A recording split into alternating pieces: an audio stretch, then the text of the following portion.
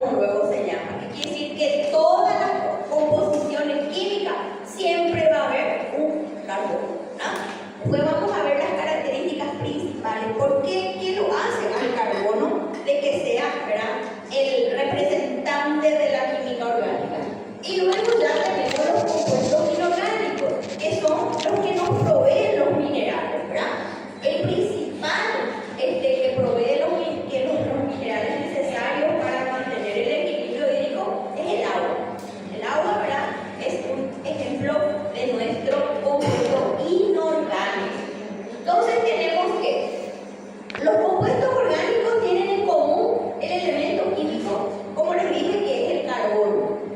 Generalmente están combinados con el hidrógeno, el oxígeno y el nitrógeno. El nitrógeno, cuando tenemos nosotros un compuesto y encontramos un nitrógeno, ya quiere decir que es una proteína o un aminoácido, ¿verdad? Las proteínas, los compuestos nitrogenados, entonces, son los que hacen ¿qué cosa? Evalúan el funcionamiento renal. ¿Qué quiere decir? De que nosotros ya empezamos a realizar un protocolo. ¿Se acuerdan que dijimos que cuando empezamos a hacer un protocolo con algún tipo de atención, ¿verdad?, entonces empezamos siempre por el hemograma, ¿verdad? Dijimos que el hemograma es el estudio de las células sanguíneas, ¿verdad? Entonces, con esto nosotros empezaríamos. Luego, ¿qué otra cosa vamos o qué otro sistema vamos a evaluar? El sistema o el perfil renal. ¿Por qué esto acá? Porque todo los productos de desecho, de degradación, se filtran por los riñones. ¿Entienden? Y el perfil renal, vamos a tener tres productos de desecho que provienen de las proteínas, de los diferentes tipos de proteínas en el organismo. ¿Y qué hace este perfil renal? Evalúa la función renal. ¿Y quiere decir? Me va a indicar qué porcentaje del riñón funciona, me va a indicar si es de repente una infección bacteriana, si es una infección, ¿verdad?, del glomérulo, si es alguna patología genética, lo que sea, es esto acá. ¿Y qué tienen en común estos tres? Que provienen de degradación de las proteínas. De ahí que se lo llama compuestos nitrogenados, ¿verdad? Entonces, eso es para ir ya entrando en materia, porque de tanto que repetimos, a ustedes se les va a ir grabando todo lo importante que va a jugar. Bueno, entonces, todas las biomoléculas tienen carbono, hidrógeno, oxígeno. El nitrógeno solo lo tienen las proteínas y los aminoácidos. Entonces, eso lo hace, ¿verdad?, diferente del resto. Y dijimos ya, proteínas para todo cuando es reacción. En todas las reacciones orgánicas siempre va a haber proteínas.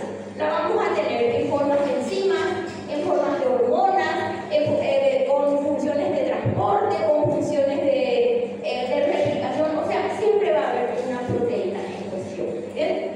Bueno, esto entonces dice acá, excepto dice óxidos bicarbonatos.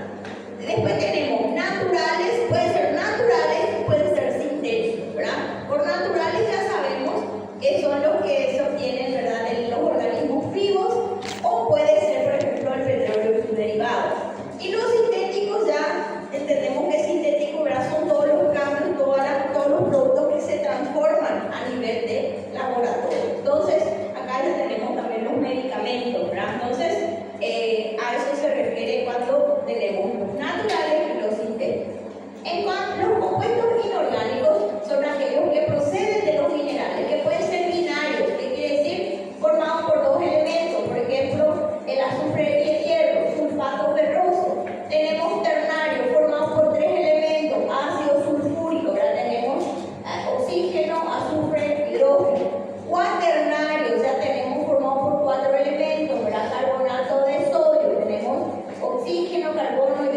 solo. Entonces se van asociando, ¿verdad? Y estos se van asociando mediante los diferentes tipos de enlaces que ya nosotros vimos, ¿verdad? Los enlaces, por ejemplo, que tenemos de carbono a carbono son enlaces covalentes, enlaces difíciles de romper, ¿verdad? Eso lo hace al carbono también un elemento estable, tiene mayor estabilidad, ¿verdad? Y también lo hace como que para que pueda combinarse. El carbono se puede combinar con todos los otros elementos, ¿verdad? Tiene la capacidad de facilitar una unión y, como les dije, por los diferentes tipos de enlaces. Pero el enlace entre un carbono y otro carbono es el enlace covalente. Después tenemos los otros enlaces que vamos a ir viendo más adelante. Ejemplos, dice, de compuestos orgánicos. Del uso cotidiano tenemos los alimentos, ¿verdad? Proteínas, grasas, carbohidratos, los artículos de limpieza, ¿verdad? Los perfumes, las fragancias, todo eso proviene de la composición química, ¿verdad? El jabón sabemos que proviene de los líquidos, se hace de las grasas, las ropas, ¿verdad? Accesorios, combustibles, medicamentos, materiales de construcción. Entonces, todo eso tiene, ¿verdad? Está formado por composición química, en donde tenemos el carbono presente. Después tenemos los inorgánicos, ¿verdad? Algunos son de uso necesario para la sobrevivencia, otros ya más bien, ¿verdad? Son de usos industriales.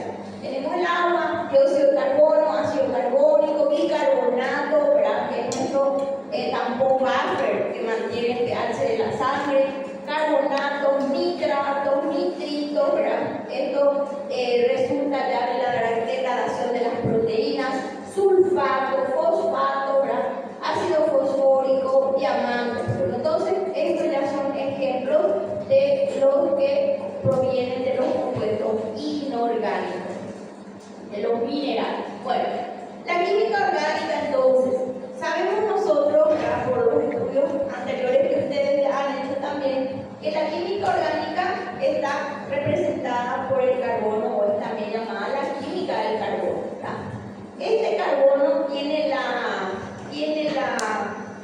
como les digo, ¿qué es lo que hace? Tiene la capacidad de unirse, ¿verdad? Entre sí, formando largas cadenas. Es decir, que no hay un límite para el enlace con otro carbono. Por ejemplo, nosotros tenemos, ¿verdad?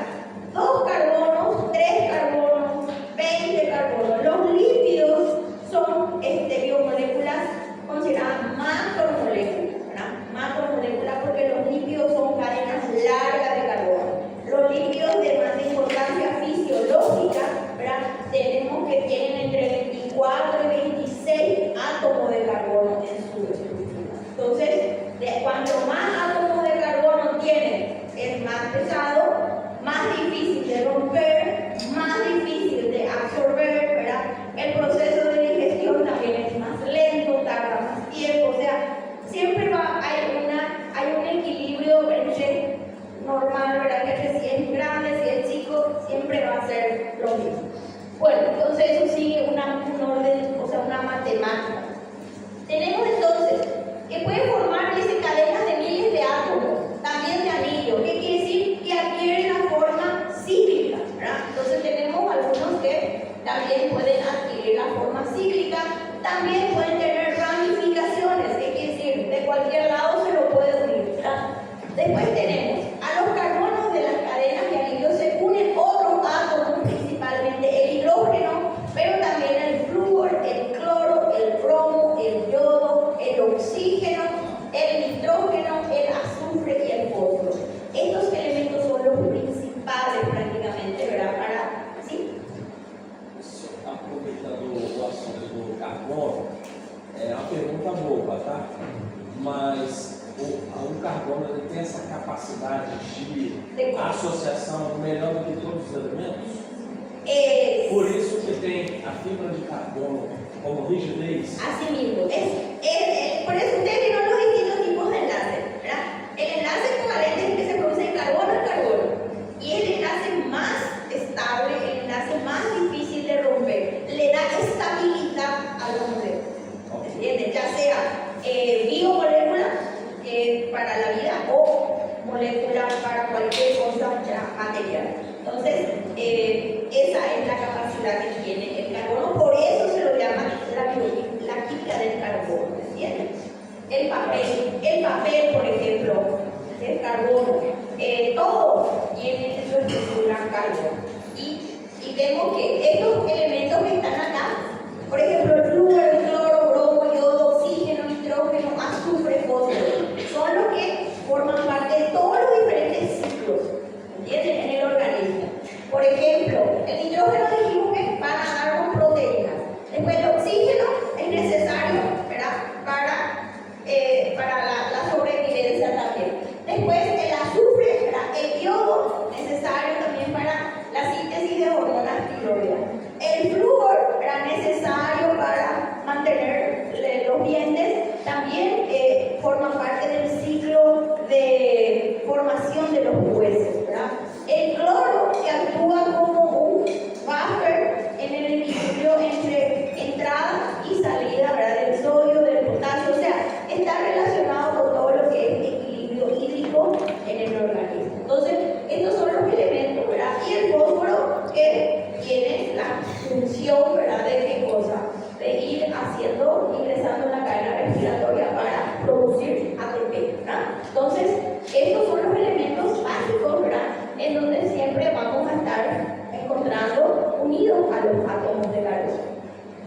Bueno, entonces dice, cada ordenamiento atómico diferente corresponde a un compuesto distinto y cada compuesto tiene un conjunto de características químicas y físicas. Entonces, muchas veces un compuesto tiene una misma estructura, solamente tiene cambiada la posición. Eso en el organismo es bastante, ¿verdad?, importante, porque lo que hace para una reacción no va a ser para la otra reacción de la misma composición, que lo vamos a ver, ¿verdad?, que son los que forman los enantiómeros, pero vamos a ver más adelante. Bueno, el átomo de carbono. Vemos acá que estos cuatro elementos de valencia se ubican hacia los vértices del tetraedro, ¿verdad? Esta es la estructura tetraédrica del carbono, ¿verdad? Que quiere decir que tiene 4 lados. Y adopta esta forma, y vemos que tienen entonces la capacidad de unirse en los 4 lados con cualquier tipo de elemento, ¿verdad? Puede ser hidrógeno, oxígeno, nitrógeno, o sea, o un carbono también al lado. Entonces, los orbitales de los electrones de valencia orientados hacia los vértices de un tetraedro regular. Este es nuestro carbono. Fíjense, con 4 posibilidades de uniones. Después tenemos entonces, dice, como resultado de esta estructura tetraédrica, las moléculas tienen entonces estructuras tridimensionales. ¿A qué se refiere tridimensionales? Nosotros tenemos, ¿verdad?, los diferentes tipos de compuestos, que por ejemplo tienen, tenemos que los compuestos se los nombra o se los clasifica dependiendo del grupo funcional. Un alcohol, vamos a encontrar un grupo hidroxilo, un OH, ¿verdad?, que es el grupo funcional. Entonces, ese grupo funcional es lo que me va a indicar, este es un alcohol. Ese grupo funcional es lo que también va a poder estar colocado a la derecha o a la izquierda en la estructura. Y eso es lo que lo hace tridimensional. Cambia de posición, ¿verdad? Entonces, por ejemplo, yo tengo 2 monosacáridos de importancia biológica, ¿verdad? La glucosa y la fructosa. La glucosa proviene de todo lo que es reino animal y de algún tipo de vegetales, ¿verdad? En cambio, la fructosa proviene de los frutos. Entonces, la enzima para que esa fructosa pueda dar ATP al organismo va a tener una enzima diferente a la que es de la glucosa, que proviene de otra,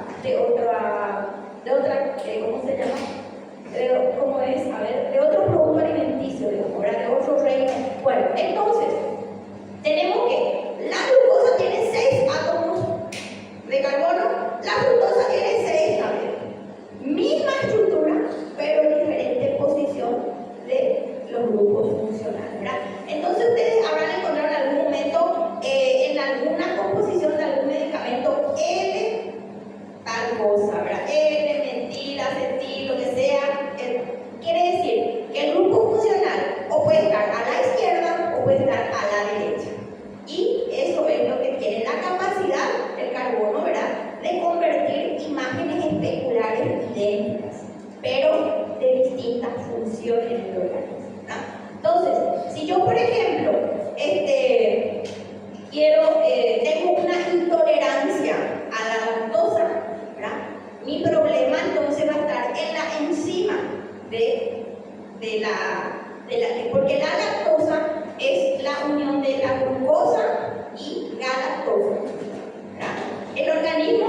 lo va a degradar o lo va a absorber de forma de glucosa y galactosa.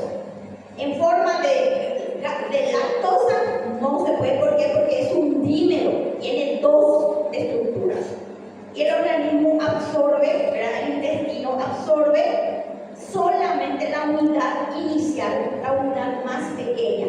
Por ejemplo, las proteínas. Las proteínas están formadas por largas cadenas de aminoácidos, ¿verdad? Pero ¿qué pasa? Cada uno de los bloques de proteína es un aminoácido, que puede ser igual o puede ser diferente. Entonces el organismo lo utiliza en forma de aminoácido. Y esto es lo que va ocurriendo, ¿verdad?, en el ciclo.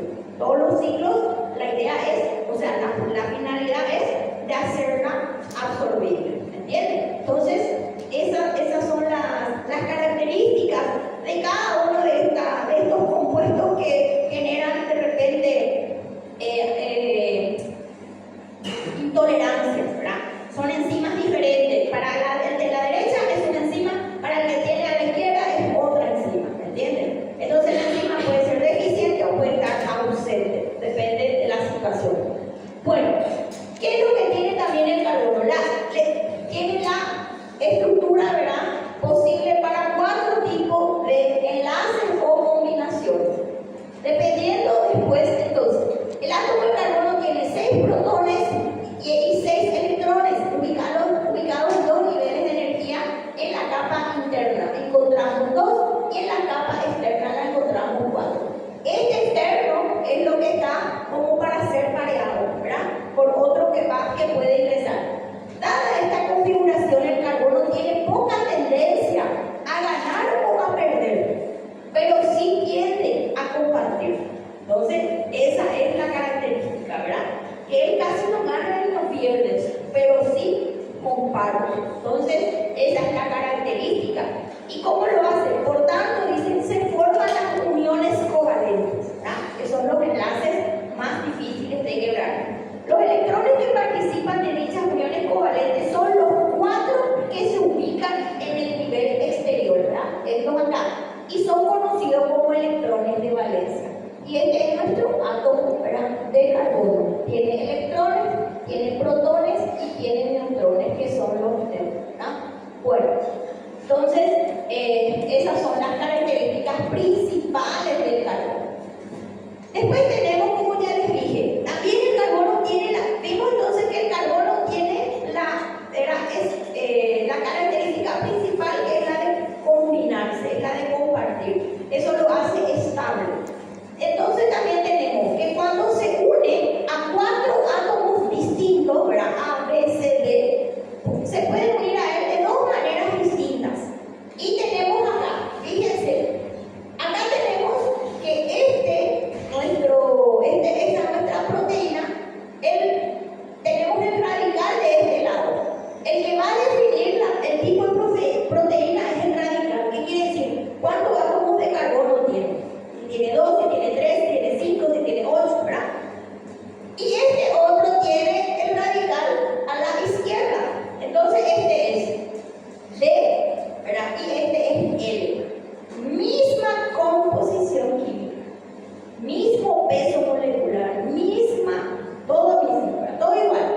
Lo único que difiere es la posición del radical o de la proteína que va a formar, ¿verdad? En este caso proteína porque tiene hidrógeno, ¿verdad?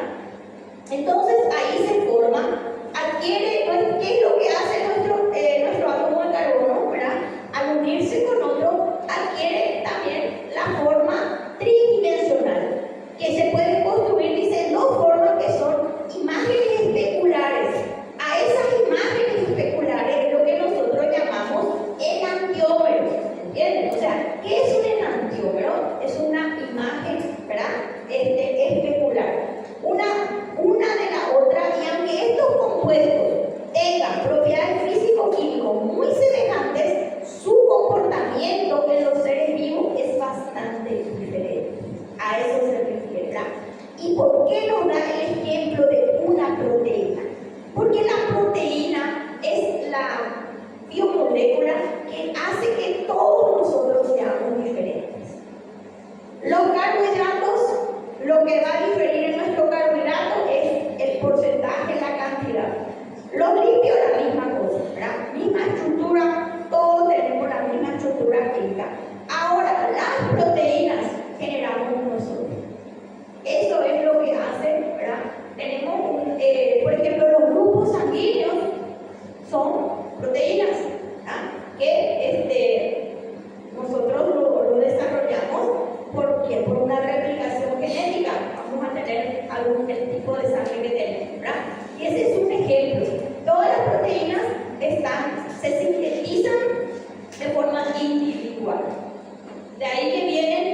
los diferentes estados inmunológicos.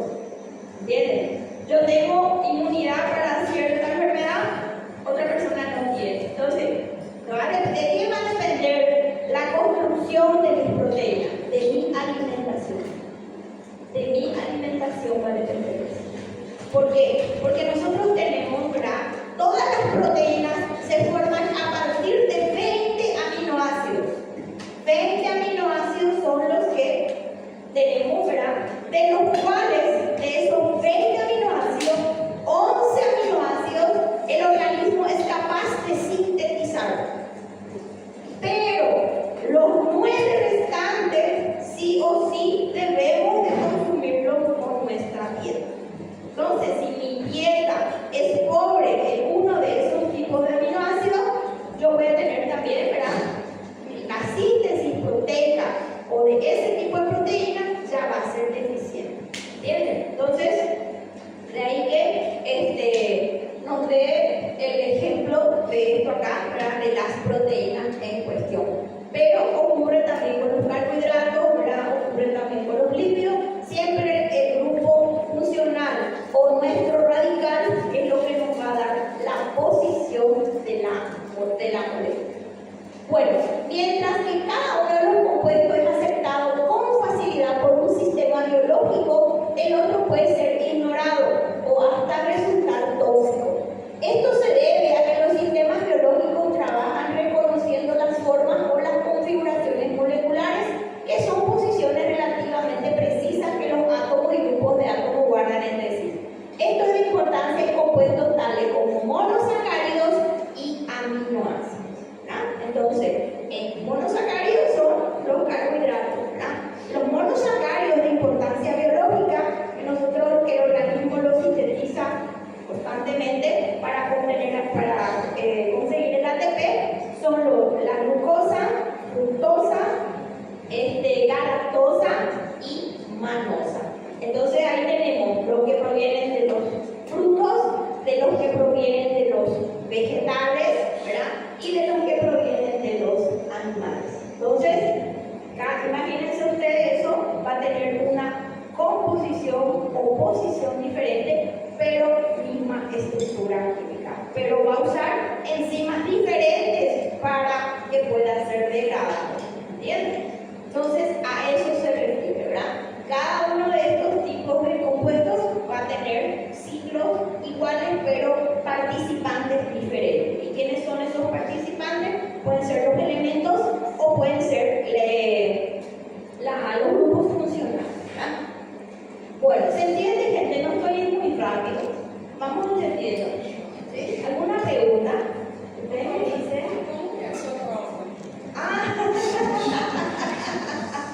No te preocupes por la prueba. Bueno, mi prueba es bastante, como les digo, bastante objetiva, ¿verdad?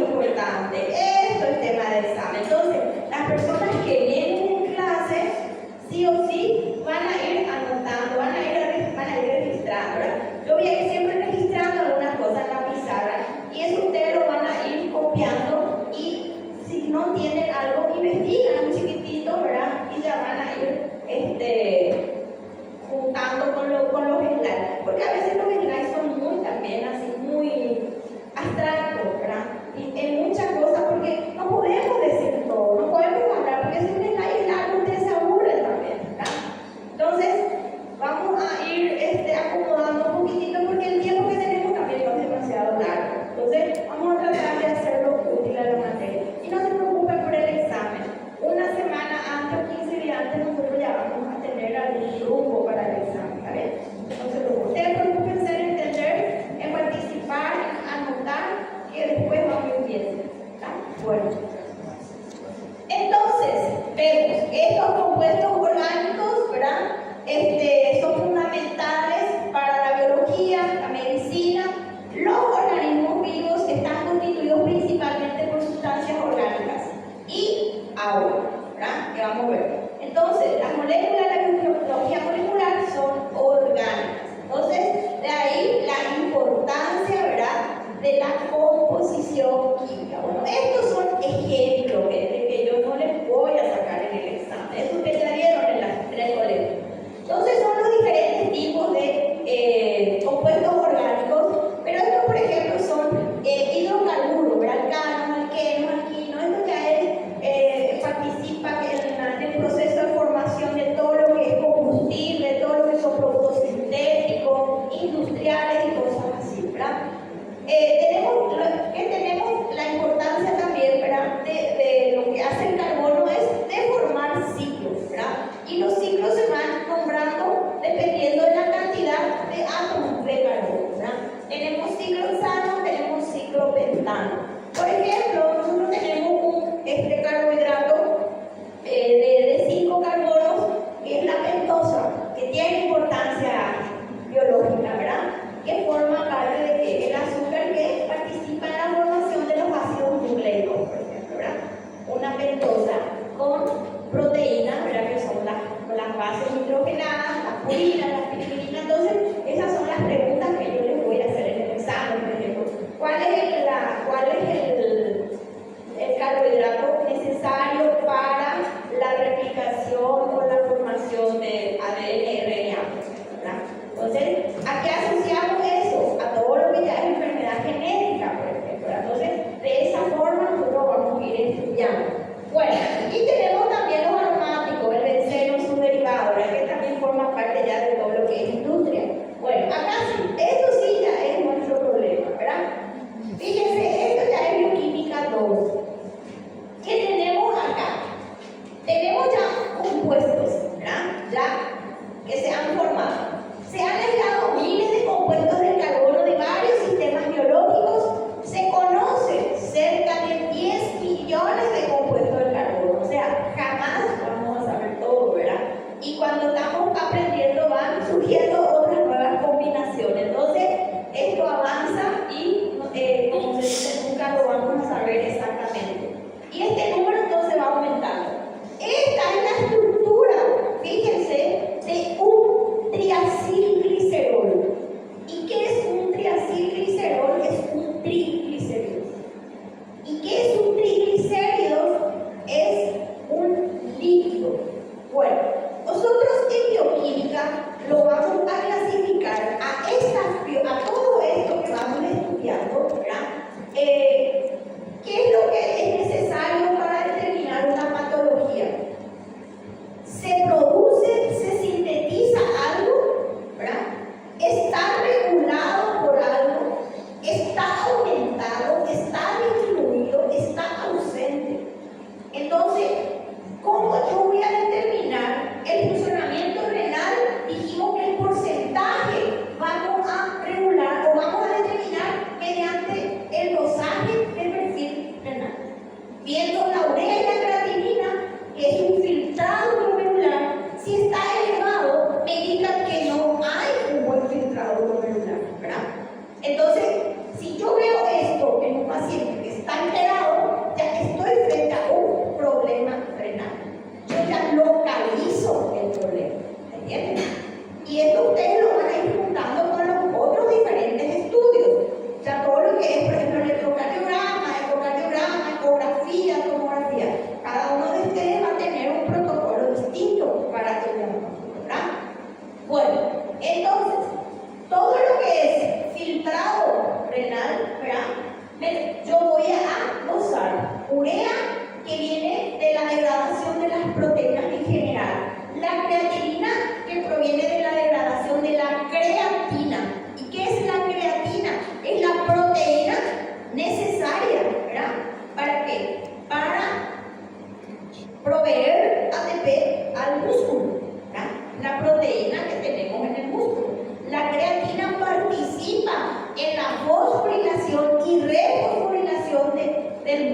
sea, provee ATP, ADP, ADP, ATP, ¿verdad? Y viceversa. Entonces, participa del ciclo de oxigenación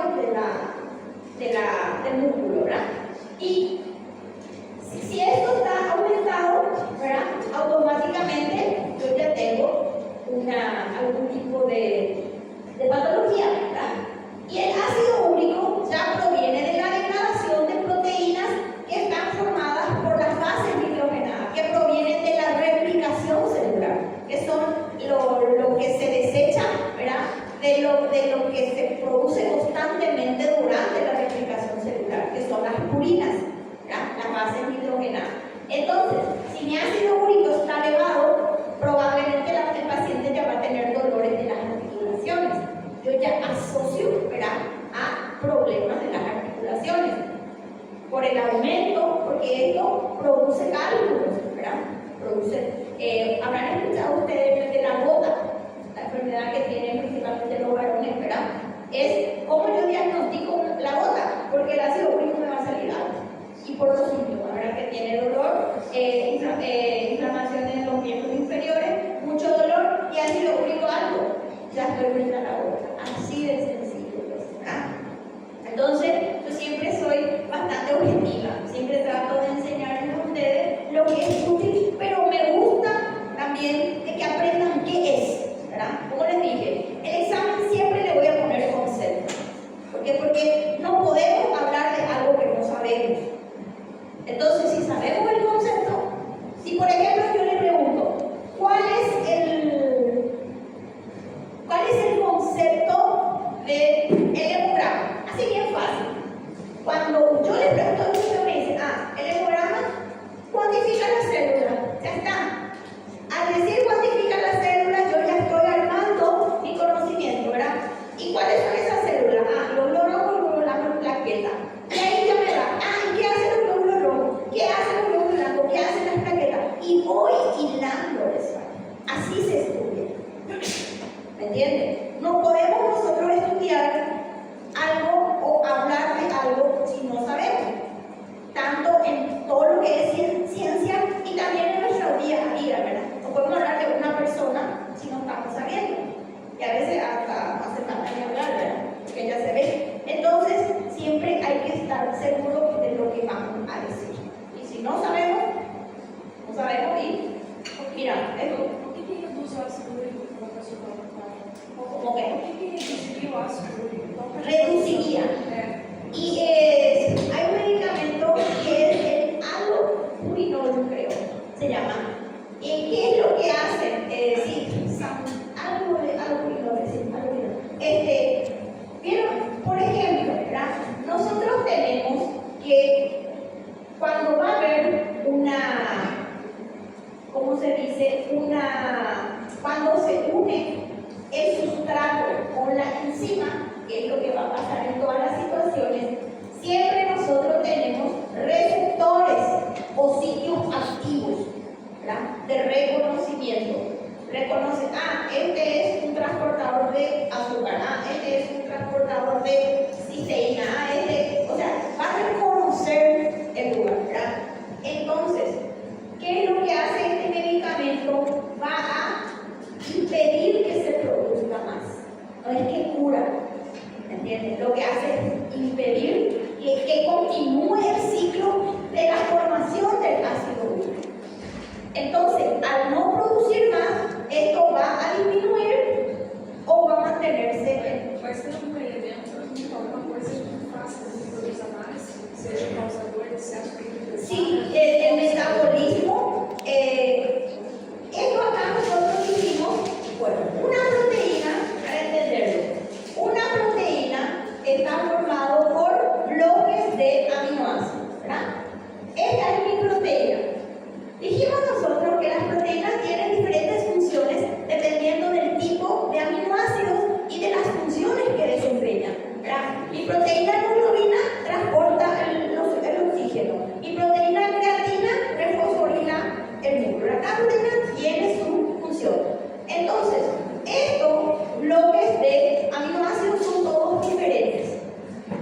Esto acá, luego de cuando se produce la degradación, ¿verdad?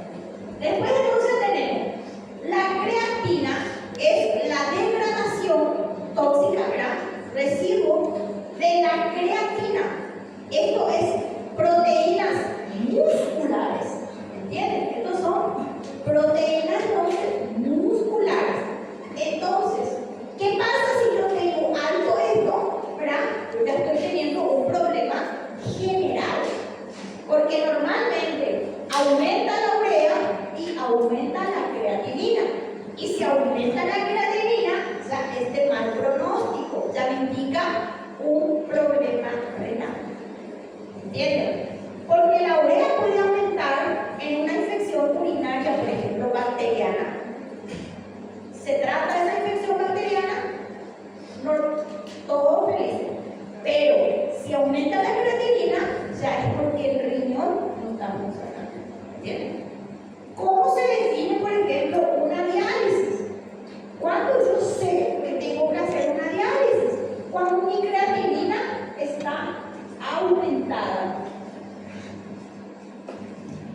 mayor o igual a 3 aproximadamente, ¿verdad? Entonces quiere decir que el sistema de filtrado de mi paciente no está funcionando, urgente tengo que hacer una diálisis. ¿Por qué? Porque va a aumentar la urea. ¿Y qué hace la urea? La urea impide, ¿verdad?, el buen transporte del oxígeno y no va a llegar oxígeno al cerebro.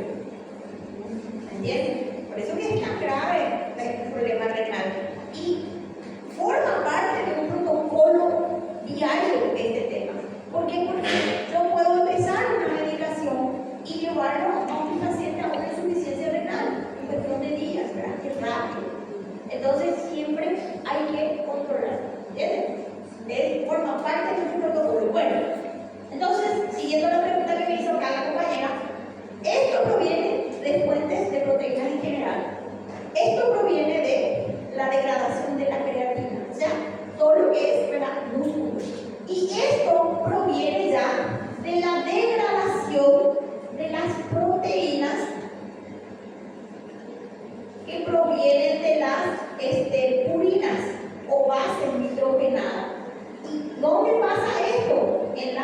Durante la replicación, ¿verdad?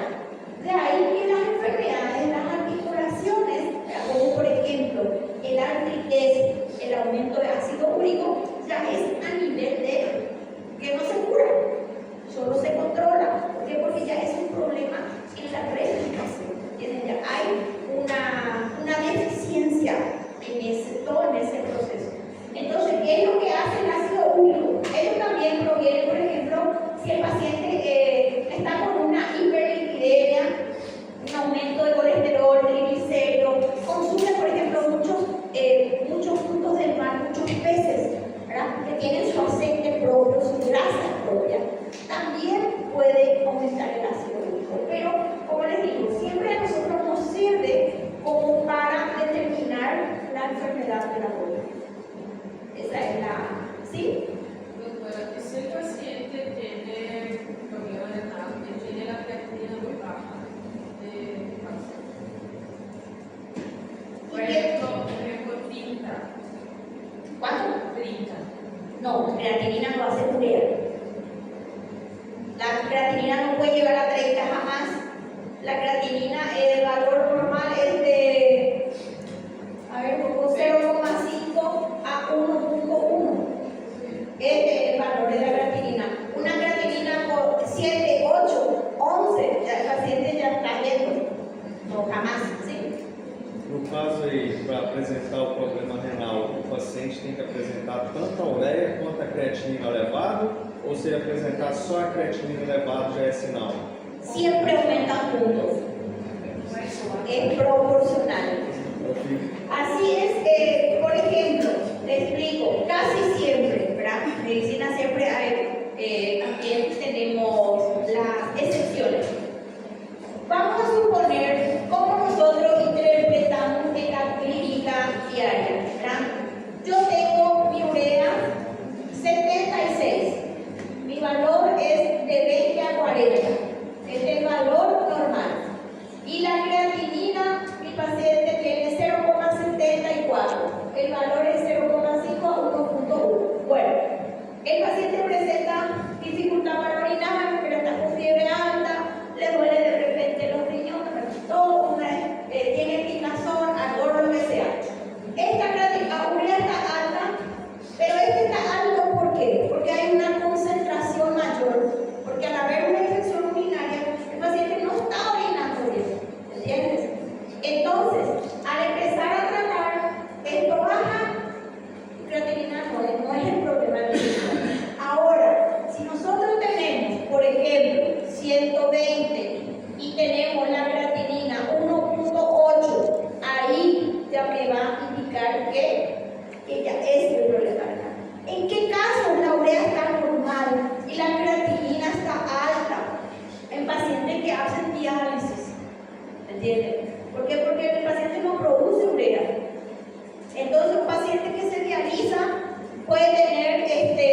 por decirle, urea puede tener 28 y la creatinina puede tener 7.4.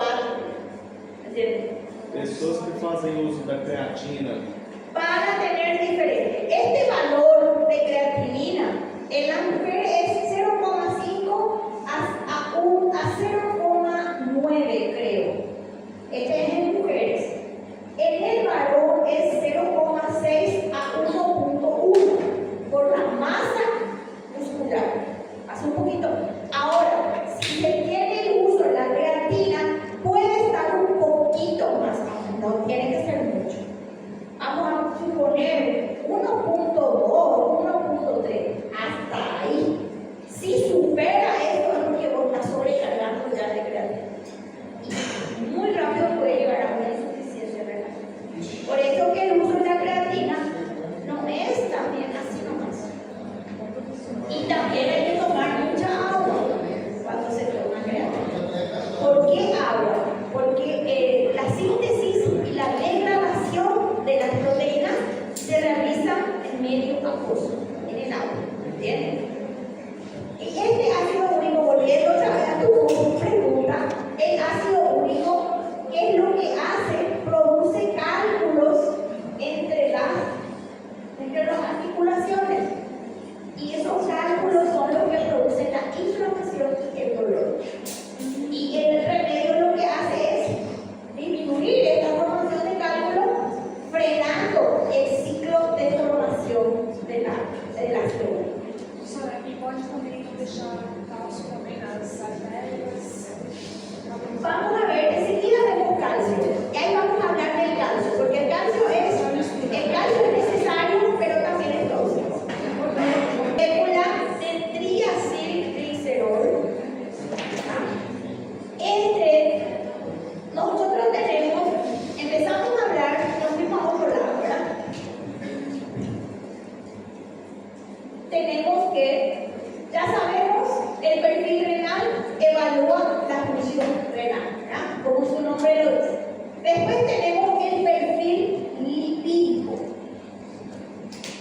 ¿Qué es el perfil lipídico? Cuando hablamos de perfil, son un conjunto de pruebas o analitos, ¿verdad? O determinaciones que evalúan un metabolismo. En este caso, evalúa qué cosa, el metabolismo de lípidos, ¿verdad?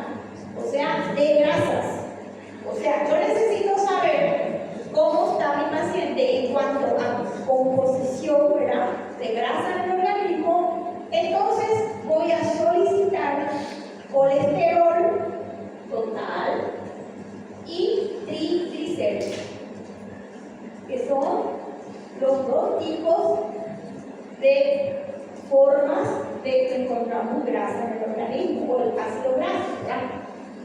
Entonces, este triglicéridos tiene esta estructura. Los triglicéridos se forman a partir de la degradación de los carbohidratos. Por eso cuando nosotros comemos dulces, comemos muchas cosas azucaradas, ganamos peso más rápidamente que consumiendo carnes. ¿Entienden?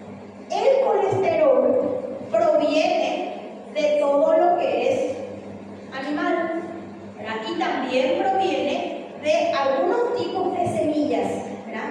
Algunos tipos de granos, como por ejemplo almendras, nueces, oliva, o sea, también del reino vegetal. Pero los triglicéridos provienen una parte de lo que es animal y la otra parte es de los que tienen el azúcar, ¿verdad?, de la gordura. Entonces, este colesterol está formado por tres tipos o asociado a tres proteínas. Este colesterol, las grasas no pueden circular libremente en la sangre, ¿verdad? Entonces, se asocian a una proteína y forman la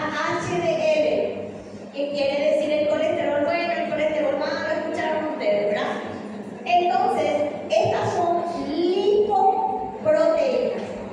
¿Qué quiere decir cuando hablamos de lipoproteína? Una proteína asociada a un lípido, es una biomolécula compleja, ¿entienden? Y nosotros en los alimentos tenemos glicoproteína, por ejemplo, ¿verdad? Un carbohidrato con una proteína, un lípido con una proteína, siempre va a estar unido a algo, ¿verdad? Pero eso se lo tiene que metabolizar para que pueda ser útil en el organismo. Bueno, entonces, estos tres, ¿verdad?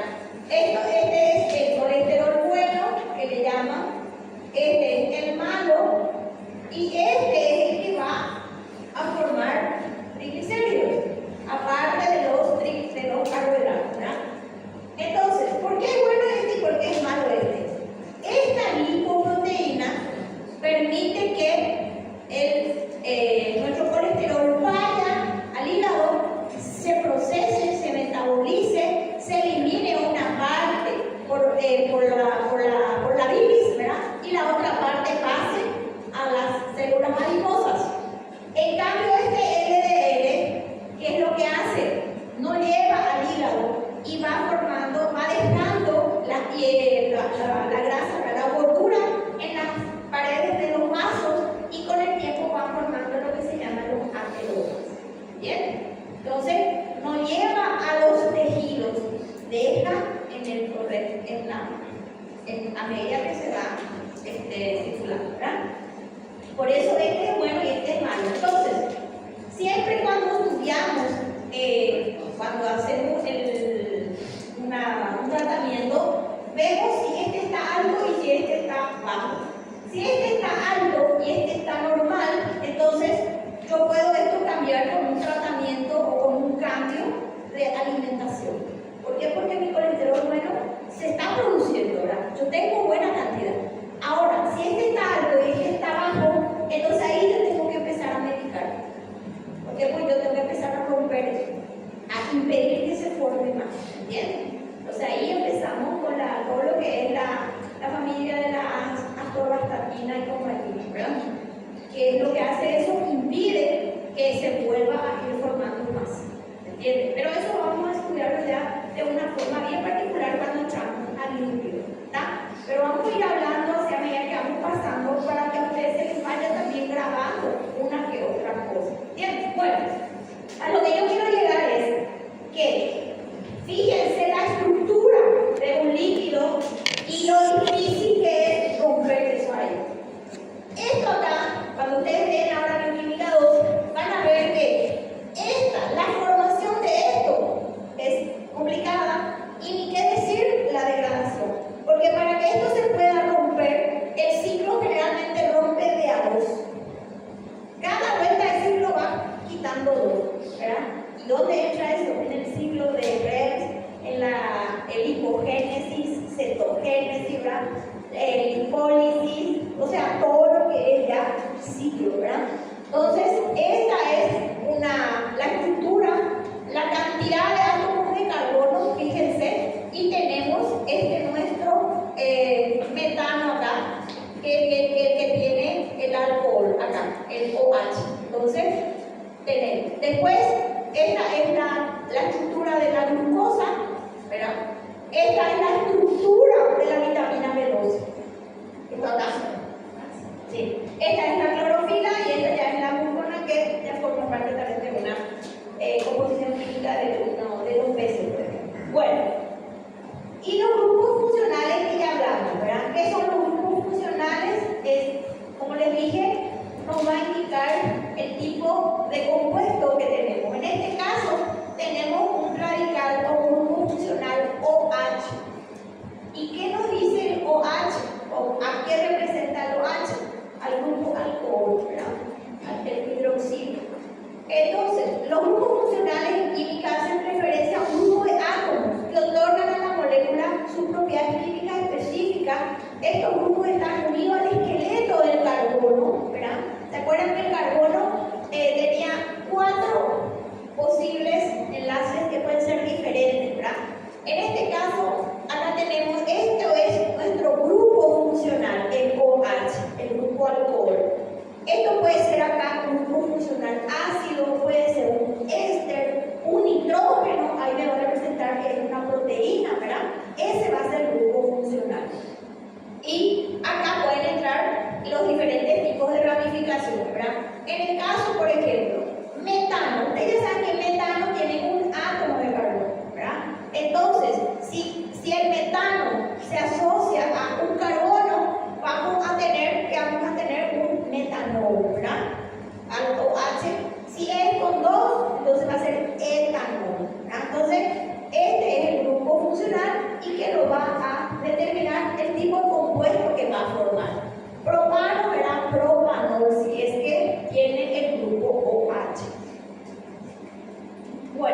Entonces,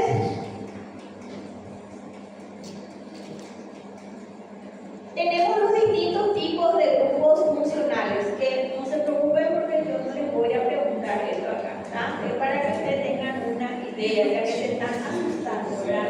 No se me asusten, por favor, vamos a ir despacio, pero vamos a llegar a un buen puerto, no se preocupen.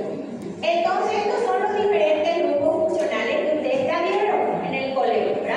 Alqueno, alquino, alcohol, éter, amina, ¿verdad? Amino no interesa. ¿Por qué? Porque se produce el amonio en el organismo, ¿verdad? Es tóxico. Después tenemos aldehídos, cetonas. Los aldehídos y las cetonas son grupos funcionales de los carbohidratos. El aldehído forma los carbohidratos que provienen de animales y plantas. Y la cetona forma los carbohidratos que provienen de frutas. Todo lo que es dulce, ¿verdad? Entonces, tiene el grupo funcional cetona, que es este acá, un doble enlace con el oxígeno arriba. Después tenemos ácidos, ¿verdad? Ácidos carboxílicos, que forman parte de la estructura de los lípidos, ¿verdad? Eso es lo que le hace a los lípidos, por ejemplo, ustedes saben que son insolubles en agua. ¿Qué quiere decir? Que no pueden actuar directamente con el agua. Pero al tener un grupo carboxilo, tiene un OH acá. Y al actuar con proteínas y con enzimas, entonces ahí lo podemos degradar, pero siempre nos va a dar otra vez agua, ¿me entienden? Eso es biológico. Ahora, cuando queremos, en la parte industrial, ya se utilizan otro tipo de compuestos orgánicos, ¿me entienden? Que ya no es el agua. Ahora, los carbohidratos y las proteínas y los ácidos